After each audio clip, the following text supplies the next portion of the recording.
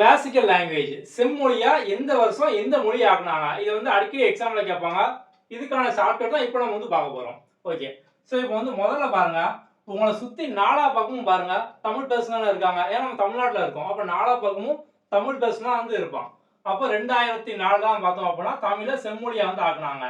நாலா பக்கமும் தமிழ் பேசுவா வந்து இருப்பாங்க. ஓகே. 2005ல சமஸ்கிருதம் சான்ஸ்கிரிட் வந்து ஆக்குனாங்க. இப்போ 5 பாருங்க. ஸோ 5 நமக்கு வந்து எஸ் மாதிரி தானே இருக்கும். ஸோ அப்போ இதுவும் இது ஒரே மாதிரி எஸ் வேற எதுவுமே எஸ்ல வந்து ஆரம்பிக்கல. அப்போ ஈஸியாக ஞாபகம் வச்சுக்கலாம். 2005 சான்ஸ்கிரிட் சிம்பிள் முடிஞ்சுதா? இப்போ அடுத்து 2008ல தெலுங்கு கன்னடம். நம்ம வந்து தெலுங்கு கன்னடம் அப்படின்னாலே நம்ம வந்து எங்க போவோம்? இந்த ஆந்திராவுக்கு லட்டு வாங்க வந்து போவோம். ஸோ திருப்பதிக்கு போனோம் அப்படின்னா 2 லட்டு ஃப்ரீயா கொடுப்பாங்க.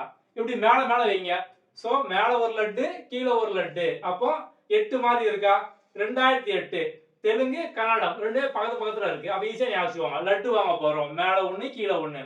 அடுத்து பார்த்தோம்னா 2013 மலையாளம். இப்போ நமக்கு வந்து 13 அப்படின்னாலே பேய் நம்பர் அப்படின்னு தோணுமா? 13 நமக்கு பேய் நம்பர்னு தோணும். ஸோ பேய் பிடிச்சா மலையாள மந்திரவாதிக்கு நம்ம வந்து போகணும். பேயை வந்து ஓட்டுறதுக்கு.